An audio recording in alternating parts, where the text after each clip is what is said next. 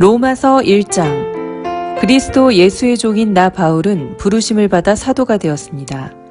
나는 하나님의 복음을 전하기 위하여 따로 세우심을 받았습니다. 이 복음은 하나님께서 예언자들을 통하여 성경에 미리 약속하신 것으로 그의 아들을 두고 하신 말씀입니다. 이 아들은 육신으로는 다윗의 후손으로 태어나셨으며 성령으로는 죽은 사람들 가운데서 부활하심으로 나타내신 권능으로 하나님의 아들로 확정되신 분이십니다. 그는 곧 우리 주 예수 그리스도십니다. 우리는 그를 통하여 은혜를 입어 사도의 직분을 받았습니다. 그것은 우리가 그 이름을 전하여 모든 민족이 믿고 순종하게 하려는 것입니다. 여러분도 그들 가운데 들어있어서 예수 그리스도의 부르심을 받은 사람이 되었습니다. 나는 로마에 있는 모든 신도에게 이 편지를 씁니다. 하나님께서 여러분을 사랑하셔서 그의 거룩한 백성으로 부르셨습니다. 하나님 우리 아버지와 주 예수 그리스도께서 내려주시는 은혜와 평화가 여러분에게 있기를 빕니다. 나는 먼저 여러분 모두의 일로 예수 그리스도를 통하여 나의 하나님께 감사를 드립니다. 그것은 여러분의 믿음에 대한 소문이 온 세상에 퍼지고 있기 때문입니다. 하나님은 내가 그의 아들의 복음을 전하는 일로 충심으로 섬기는 분이시기에 내 마음속을 알고 계십니다. 나는 기도할 때마다 언제나 여러분을 생각하며 어떻게 해서든지 하나님의 뜻으로 여러분에게로 갈 수 있는 좋은 길이 열리기를 간구하고 있습니다. 내가 여러분을 간절히 보고 싶어 하는 것은 여러분에게 신령한 은사를 좀 나누어 주어 여러분을 굳세게 하려고 하는 것입니다. 이것은 내가 여러분과 함께 지내면서 여러분과 내가 서로의 믿음으로 서로 격려를 받고자 하는 것입니다. 형제자매 여러분, 여러분은 이것을 아시기 바랍니다. 나는 여러분에게 가려고 여러 번 마음을 먹었으나 지금까지 길이 막혀서 뜻을 이루지 못하였습니다. 나는 다른 이방 사람들 가운데에서도 열매를 거둔 것과 같이 여러분 가운데서도 그것을 좀 거두려고 했던 것입니다. 나는 그리스 사람에게나 미개한 사람에게나 지혜가 있는 사람에게나 어리석은 사람에게나 다 빚을 진 사람입니다. 그러므로 나의 간절한 소원은 로마에 있는 여러분에게도 복음을 전하는 일입니다. 나는 복음을 부끄러워하지 않습니다. 이 복음은 유대 사람을 비롯하여 그리스 사람에게 이르기까지 모든 믿는 사람을 구원하는 하나님의 능력입니다. 하나님의 의가 복음 속에 나타납니다.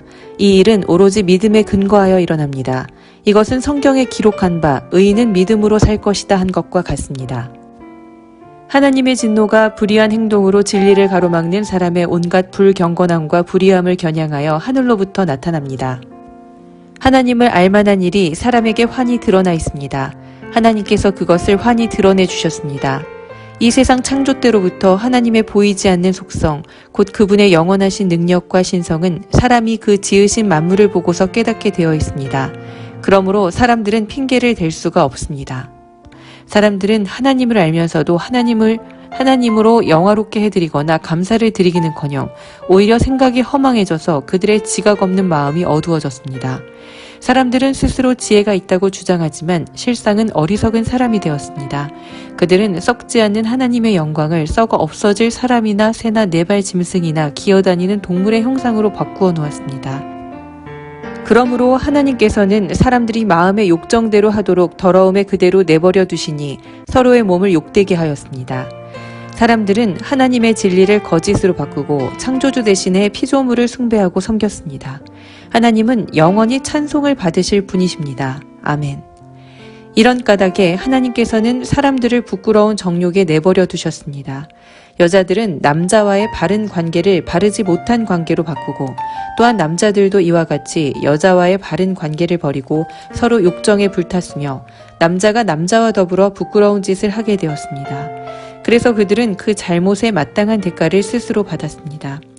사람들이 하나님을 인정하기를 싫어하므로 하나님께서는 사람들을 타락한 마음자리에 내버려 두셔서 해서는 안 될 일을 하도록 놓아두셨습니다.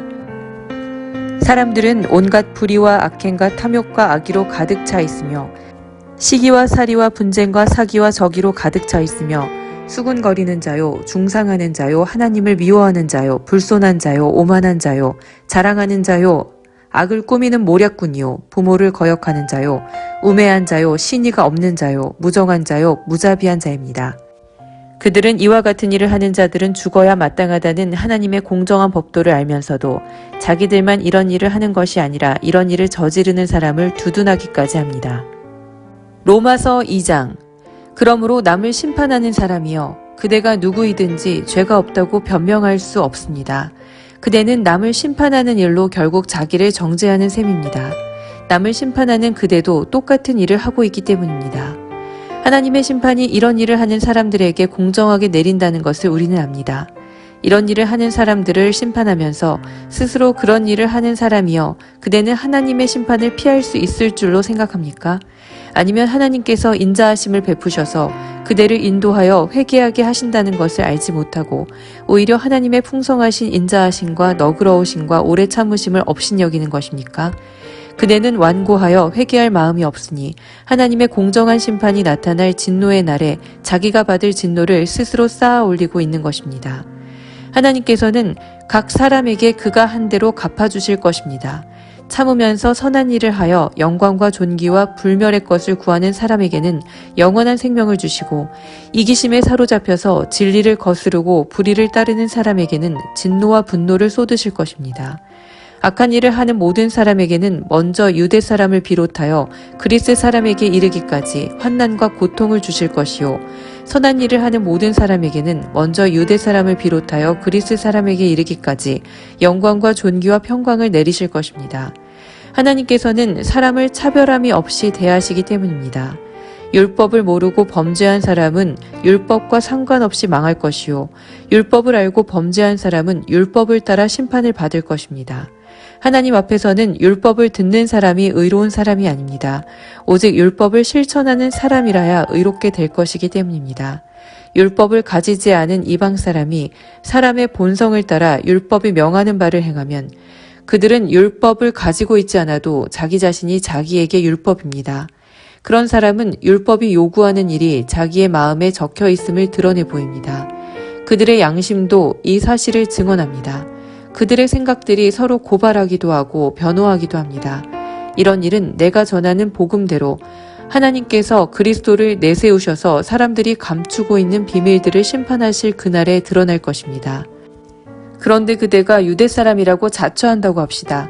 그래서 그대는 율법을 의지하여 하나님을 자랑하며 율법의 가르침을 받아서 하나님의 뜻을 알고 가장 선한 일을 분간할 줄 알며 눈먼 사람의 길잡이요 어둠 속에 있는 사람의 빛이라고 생각하며 지식과 진리가 율법의 구체화된 모습으로 들어있다고 하면서 스스로 어리석은 사람의 스승이요 어린아이의 교사로 확신한다고 합시다.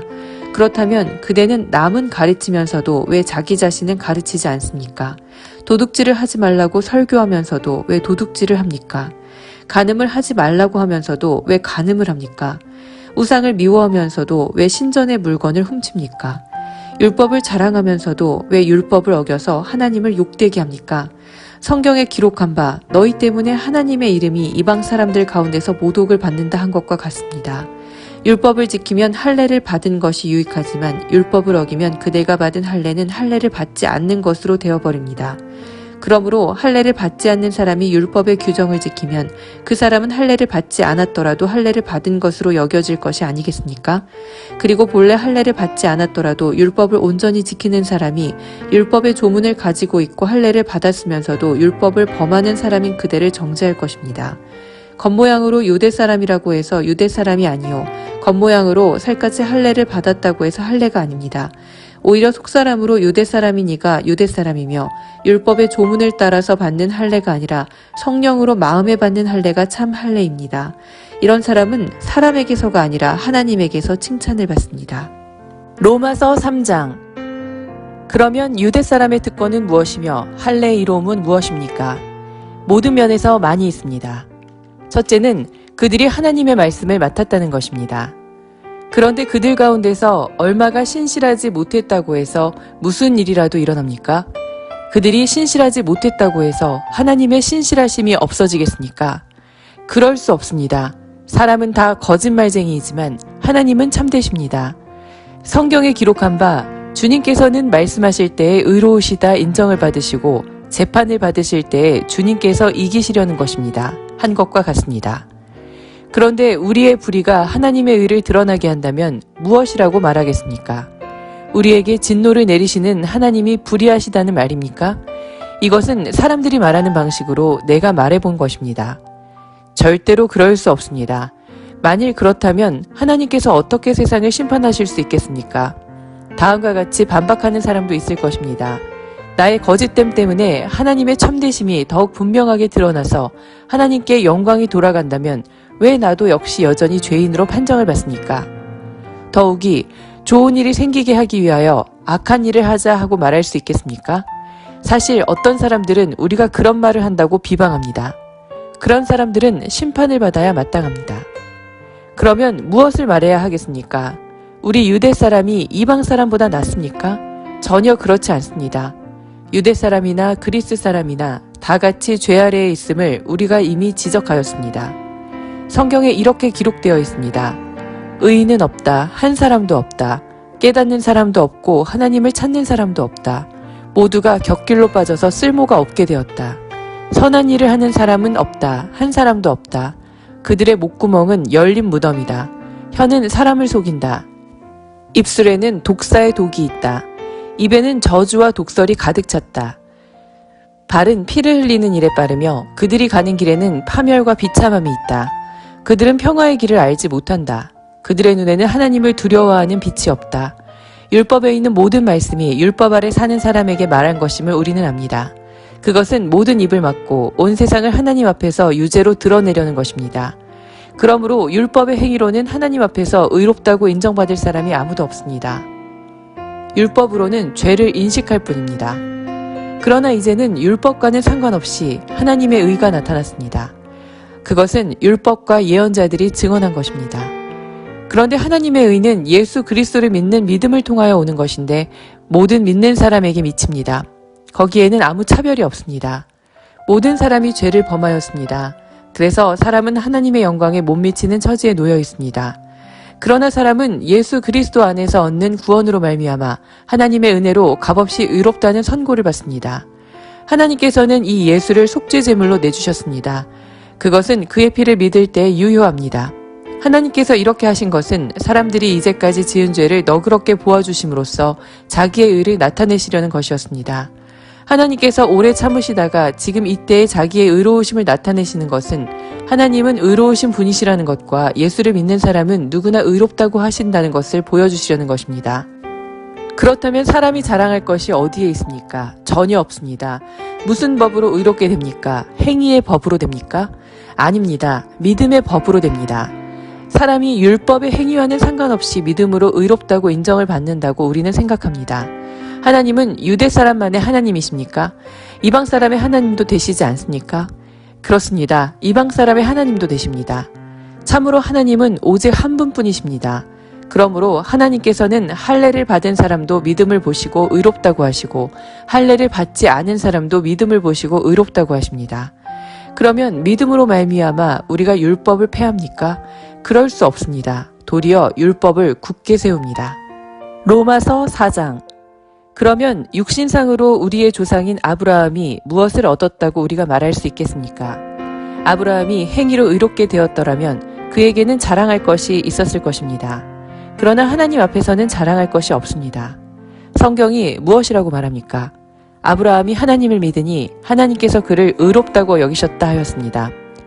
일을 하는 사람에게는 품삯을 은혜로 주는 것으로 치지 않고 당연한 보수로 주는 것으로 생각합니다. 그러나 경건하지 못한 사람을 의롭다고 하시는 분을 믿는 사람은 비록 아무 공로가 없어도 그의 믿음이 의롭다고 인정을 받습니다. 그래서 행한 것이 없어도 하나님께서 의롭다고 여겨주시는 사람이 받을 복을 다윗도 다음과 같이 말하였습니다. 하나님께서 잘못을 용서해 주시고 죄를 덮어주신 사람은 복이 있다. 주님께서 죄 없다고 인정해 주실 사람은 복이 있다. 그러면 이러한 복은 할례를 받은 사람에게만 내리는 것입니까? 그렇지 않으면 할례를 받지 않은 사람에게 내리는 것입니까? 우리는 앞에서 말하기를 하나님께서 아브라함의 믿음을 의로 여기셨다 하였습니다. 그러면 어떻게 아브라함이 그러한 인정을 받았습니까? 그가 할례를 받은 후에 그렇게 되었습니까? 그렇지 않으면 할례를 받기 전에 그렇게 되었습니까? 그것은 할례를 받은 후에 된 일이 아니라 할례를 받기 전에 된 일입니다. 아브라함이 할례라는 표를 받았는데 그것은 그가 할례를 받지 않은 상태에서 이미 얻은 믿음의 의를 확증하는 것이었습니다. 그래서 그는 할례를 받지 않고도 믿는 모든 사람의 조상이 되었으니 이것은 할례를 받지 않은 사람들도 의롭다는 인정을 받게 하려는 것이었습니다. 또 그는 할례를 받은 사람의 조상이 되기도 하였습니다. 다시 말하면 할례만을 받은 것이 아니라 또한 우리 조상 아브라함이 할례를 받지 않은 상태에서 걸어간 믿음의 발자취를 따라가는 사람들의 조상이 되었습니다. 아브라함이나 그 자손에게 주신 하나님의 약속, 곧 그들이 세상을 물려받을 상속자가 되리라는 것은 율법으로 말미암은 것이 아니라 믿음의 의로 말미암은 것입니다.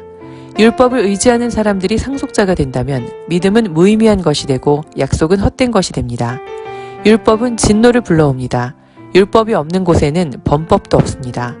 이런 까닭에 이 약속은 믿음에 근거한 것입니다. 그것은 하나님께서 아브라함에게 이 약속을 은혜로 주셔서 이것을 그의 모든 후손에게도 곧 율법으로 사는 사람들에게만이 아니라 아브라함이 지닌 믿음으로 사는 사람에게도 보장하시려는 것입니다. 아브라함은 우리 모두의 조상입니다.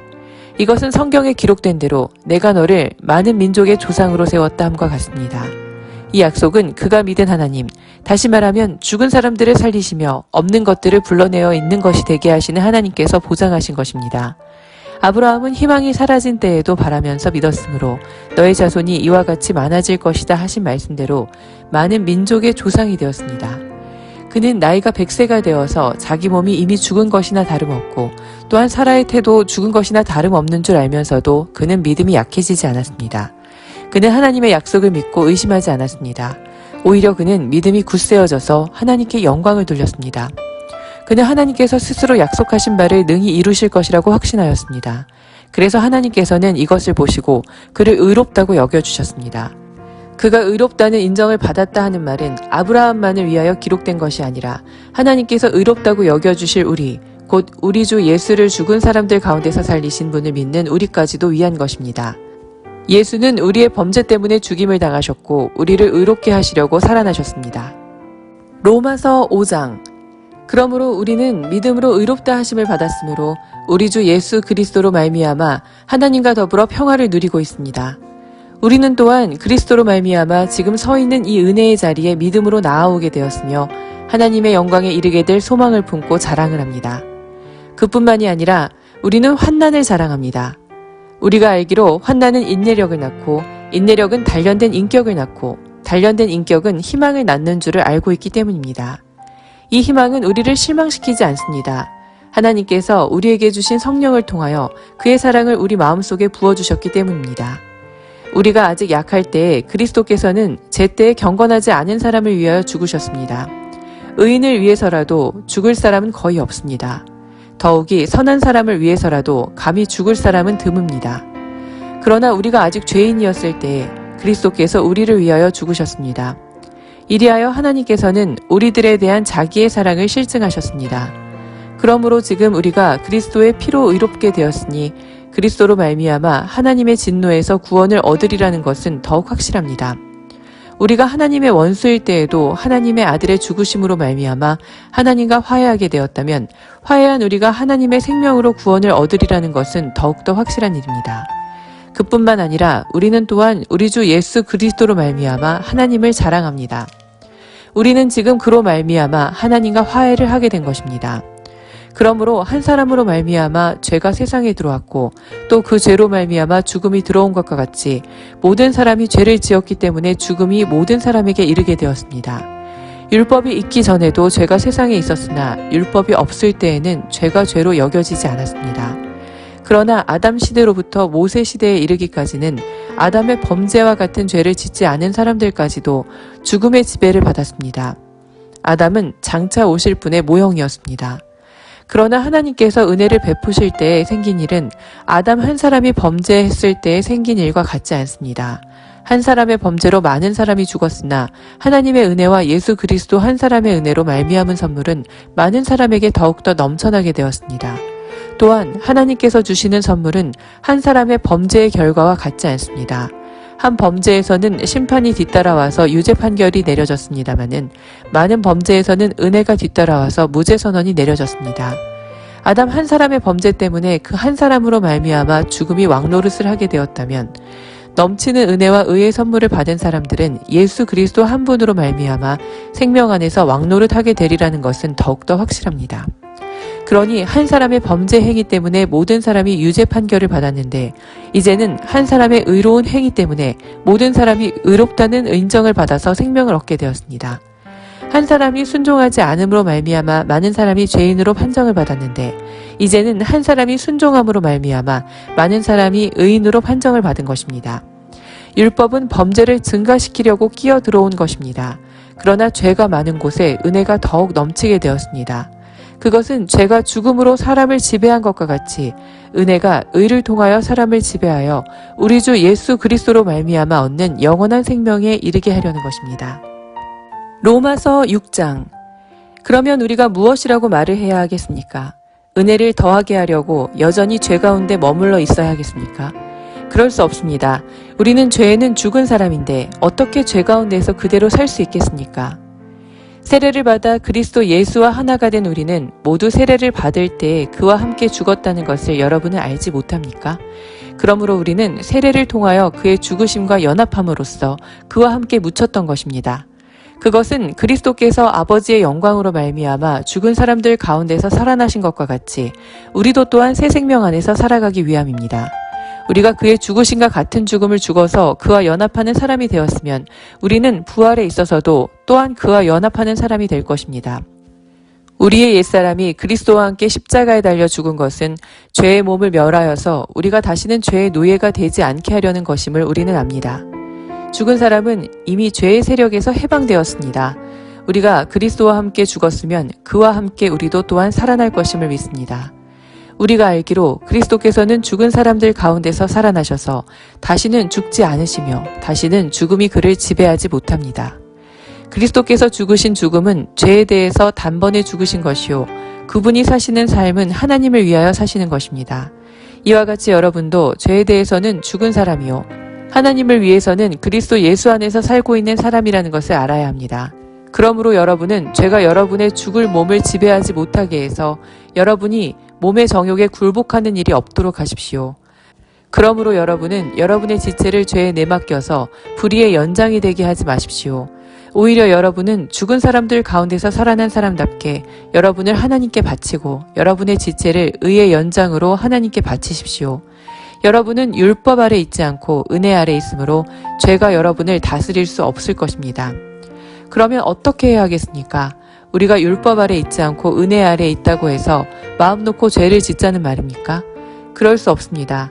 여러분이 아무에게나 자기를 종으로 내맡겨서 복종하게 하면 여러분은 여러분이 복종하는 그 사람의 종이 되는 것임을 알지 못합니까? 여러분은 죄의 종이 되어 죽음에 이르거나 아니면 순종의 종이 되어 의에 이르거나 하는 것입니다. 그러나 하나님께 감사하는 것은 여러분이 전에는 죄의 종이었으나 이제 여러분은 전에 받은 교훈의 본의 마음으로부터 순종함으로써 죄에서 해방을 받아서 의의 종이 된 것입니다.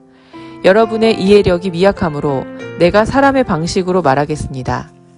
여러분이 전에는 자기 지체를 더러움과 불법의 종으로 내맡겨서 불법에 빠져 있었지만 이제는 여러분이 지체를 의의 종으로 바쳐서 거룩함에 이르도록 하십시오. 여러분이 죄의 종일 때에는 의에 얽매이지 않았습니다. 여러분은 그때 무슨 열매를 거두었습니까? 이제 와서 여러분이 그러한 생활을 부끄러워하지만은 그러한 생활의 마지막은 죽음입니다.